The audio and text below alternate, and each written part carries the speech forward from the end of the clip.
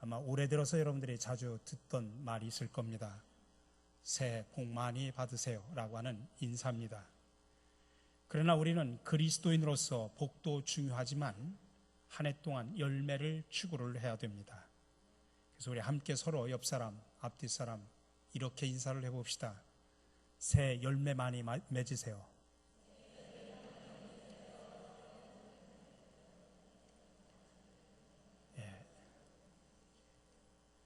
열매는 우리 가정에서뿐만 아니라 우리 교회와 또 밖의 세상에서도 우리가 열매를 많이 맺어야 됩니다.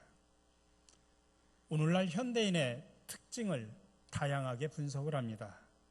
많은 사람들이 말하기를 이 세대를 산무시대라 그렇게 표현을 합니다. 무감각, 무관심, 무기력입니다. 첫 번째로 무관심합니다. 타인과 공동체에 대해서 너무나 무관심합니다. 사회, 정치, 경제에 대해서 무관심합니다. 자기의 이익과 기분에 맞는 사람에게는 관심이 있지만 그렇지 못한 사람에게는 무관심합니다. 앞집에 도둑이 들었다고 할지라도 나에게 피해가 없으면 무관심합니다. 또 무감각합니다.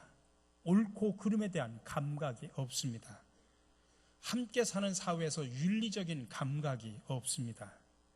나 혼자 즐기고 나 혼자 즐거우면 되는 것이지 다른 사람에 대한 감각이 없습니다. 내가 편하면 되지 다른 사람이 불편한 것에 대해서 무감각합니다. 그래서 주차장에서 주차할 때 내가 조금만 신경을 쓰면 한 대 더 주차할 수 있고 또 다른 사람이 편하게 주차할 수 있는데도 전혀 관심을 두지 않고 무감각합니다. 또 무기력합니다. 에이 모르겠다. 될 대로 되라. 포기하며 무기력하게 살아갑니다. 그러니 도전하기를 싫어하고 귀찮아하면서 안주합니다. 모든 일에 무기력합니다. 이렇게 사람들은 무관심과 무감각과 무기력에 빠져 있습니다. 그러다 보니 결국은 모든 것에 대해서 무책임합니다. 그러나 우리 그리스도인들이 이렇게 세상에 살다 보면 우리는 세상 속에서 아무런 열매도 맺지 못합니다. 기독교 윤리신학자인 리처드 니버라고 하는 분이 쓴 유명한 명저가 있습니다. 책임적 자아라는 책이 있는데 그는 그 책 속에서 사람이 살아가는 모양을 세 가지로 분류를 합니다. 첫 번째로 행동의 표준을 자기가 세워놓는 목적에 두는 사람들입니다. 내가 성취할 목적이 무엇이냐? 여기에 최고의 관심을 둡니다. 그리고 그 목적을 성취하기 위해서 수단, 방법을 가리질 않습니다. 두 번째 행동의 표준을 법에 두는 사람들입니다. 내가 지켜야 할 법이 무엇이냐? 여기에 관심에 초점을 둡니다. 성경에 보면 바리새인들이 그랬습니다. 안식일에 병을 고쳐주면 안식일법을 못 지키는 것 아닙니까? 법을 지키는 것이 사람의 생명보다도 더 중요하게 여깁니다. 세 번째로는 행동의 표준을 책임에 두고 사는 사람들입니다. 내가 성취할 목적이 무엇이냐, 내가 지켜야 될 법이 무엇이냐, 그런 물음보다는 우리는 함께 무엇을 해야 하느냐라고 하는 그런 물음에서 움직이는 그런 사람들입니다. 우리 사랑하는 성도 여러분, 여러분들은 지금까지 인생을 살아오시면서 어떤 질문을 하면서 살아오셨습니까? 무엇을 성취해야 하나? 무엇을 지켜야 하나? 우리는 함께 무엇을 해야 하느냐? 여러분들의 행동의 표준은 무엇이었습니까? 오늘 예수님께서 우리에게 너희는 소금이고 빛이라고 하신 이 말씀은 무관심, 무감각, 무기력한 이 세상에서 너희는 책임있게 살으라고 하는 그런 말씀입니다. 그리고 리차드 니버가 말한 것처럼 목적으로의 수단, 방법을 가리지 않는 그런 삶이 아니라 존귀한 생명보다도 법만을 주장하는 그런 삶이 아니라 더불어 함께 무엇을 추구해야 하는가를 물으면서 살아가라고 하는 그런 말씀입니다. 특별히 오늘 본문은 세상에 사는 우리가 누구이고 어떻게 살아야 할지 우리에게 큰 그림을 보여주는 말씀입니다. 물론 산상수훈 속에 나오는 말씀입니다마는 크게 둘을 이야기합니다. 소금과 빛. 13절에서 말합니다. 너희는 세상의 소금이니 소금이 만일 그 맛을 잃으면 무엇으로 짜게 하려? 14절입니다. 너희는 세상의 빛이라. 산 위에 있는 동네가 숨겨지지 못할 것이요. 주님께서는 우리를 세상에 보내시면서 기대하는 삶이 소금과 같은 삶, 빛과 같은 삶입니다. 왜 주님은 우리가 세상에서 소금과 빛으로 살라고 말씀하셨을까요? 첫 번째로는 우리는 드러나기 때문입니다. 여러분, 소금과 빛은 어떤 경우든지 가만히 있질 않습니다. 어디에 있든지 그 존재가 드러납니다. 소금은 녹고 빛은 비춥니다. 소금은 음식을 짜게 하고 빛은 어둠을 밝게 합니다. 이렇게 소금이나 빛은 어디에 있든지 그 존재가 드러나게 되어 있습니다. 오늘 14절에 보니까 너희는 세상의 빛이라. 산 위에 있는 동네가 숨겨지지 못할 것이라고 표현합니다. 여기서 특별히 산 위의 동네라고 표현합니다. 여러분, 이것은 그때 당시에 일반적인 이야기인데, 다시 말하면 이스라엘은 집을 질 때 아주 독특하게 짓습니다.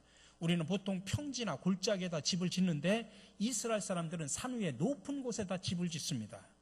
이유는 네 가지입니다. 첫 번째로는 기후적인 이유입니다. 우선 덥기 때문에 높이 올라가면 시원합니다. 두 번째로는 지질학적인 이유입니다. 이스라엘 산은 대부분 단단한 바위로 구성되어 있기 때문에 산에 집을 지으면 안전합니다. 세 번째로는 전략적인 이유입니다. 전쟁이 나면 적군이 골짜기를 통해서 올라오기 때문에 방어할 시간을 법니다. 네 번째로는 영적인 이유입니다. 이스라엘 백성들은 산에 높이 올라가면 올라갈수록 하늘에 가깝고 그래서 기도가 빨리 응답된다고 생각을 했습니다.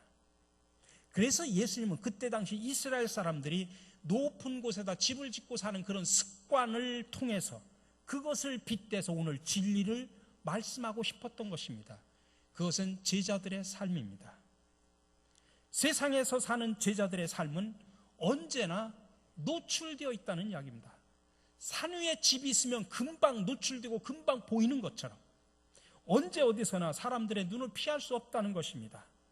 높은 곳에 집이 있으니 어떻게 안 보이겠습니까? 다 봅니다. 그렇습니다. 오늘날 보십시오. 세상 사람들은 수많은 죄를 저지릅니다. 근데 잘 드러나질 않습니다. 근데 교회는 조금만 죄를 저질러도 잘 드러납니다. 세상은 본래 죄 짓는 곳이기 때문에 죄를 지어도 그런가 보다 합니다. 그러나 교회는 본래 죄 없는 곳으로 생각하다가 무슨 조그만 죄라도 드러나면 사람들이 아니 교회가? 아니 믿는 사람들이 그렇게 놀랍니다. 일반인들은 죄를 지어도 그런가 보다 합니다. 그런데 교인들이 죄를 지면 안 된다고 생각하기 때문에 오히려 더 비판을 합니다. 한마디로 교회는 산 위에 있는 동네이기 때문에 그렇습니다. 수많은 사람들이 바라보고 모든 사람들에게 노출되어 있기 때문입니다. 말하자면 세상은 골짜기에 있고 교회는 산 위에 있습니다. 그래서 모든 것이 드러난다 이 말씀입니다. 두 번째로 그렇기 때문에 우리는 세상에서 하나님의 맛을 드러내야 합니다. 세상에 드러난 존재로서 교회는 어떻게 해야 하며 세상 사람들에게 노출된 존재로서 그리스도인들은 어떻게 살아야 하느냐. 이때 주시는 주님의 말씀이 소금과 빛입니다. 13절 14절 너희는 세상의 소금이니 소금이 만일 그 맛을 잃으면 무엇으로 짜게 하려. 너희는 세상의 빛이라. 산 위에 있는 동네가 숨겨지지 못할 것이요. 여기서 중요한 것은 왜 주님이 세상에 드러난 존재로서 우리의 삶을 이야기할 때 소금과 빛을 이야기하셨을까? 먼저 우리가 여기서 주목해야 될 것은 순서입니다. 우리는 습관적으로 빛과 소금이라고 표현을 합니다. 그러나 오늘 자세히 말씀을 보면 빛이 먼저가 아니라 소금이 먼저입니다. 세상에서 제자들의 삶은, 세상 속에서 믿는 자들의 삶은 소금이 먼저라는 것입니다. 왜 소금을 먼저 이야기할까요? 소금은 우리의 존재를 말합니다. 믿는 사람들의 존재. 빛은 우리의 사명을 말합니다. 소금은 세상 속에서 우리가 어떤 존재여야 하는가, 빛은 세상 속에서 우리가 어떤 일을 해야 하는가라고 하는 것을 말합니다. 여러분, 소금의 핵심은 다른 게 아닙니다. 녹는 겁니다. 자신을 희생시켜서 녹는 겁니다. 녹아야 짜게 하든지 녹아야 맛을 냅니다. 그러니 소금의 영성은 자기 죽음의 영성입니다. 자기 깨트림의 영성입니다. 자기를 깨트리지 않고 세상을 살릴 방법은 아무것도 없다, 이 말씀입니다. 그러므로 우리가 세상에서 하나님의 맛을 드러내려고 하면 오늘 소금처럼 소금의 영성을 가져야 됩니다. 자기 죽음의 영성을 회복해야 합니다.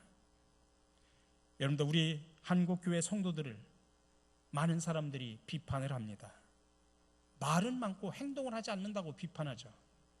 그래서 어떤 사람들이 이것을 빗대서 뭐라고 그러냐면, 우리 교인들을 향해서 세상 사람들이 뭐라고 이야기하냐면 백설공주라고 이야기합니다. 여러분, 백설공주랍니다. 백설공주가 뭐냐면 백방으로 설치고 다니며 공포에 주둥아리만 놀리는 사람들, 그게 백설공주랍니다. 여러분, 우리가 이런 욕을 먹고 지금 살고 있습니다. 여러분, 예수님의 제자는 말 잘하는 사람이 아니라 날마다 십자가 앞에 자기를 죽이는 사람이 예수님의 제자입니다.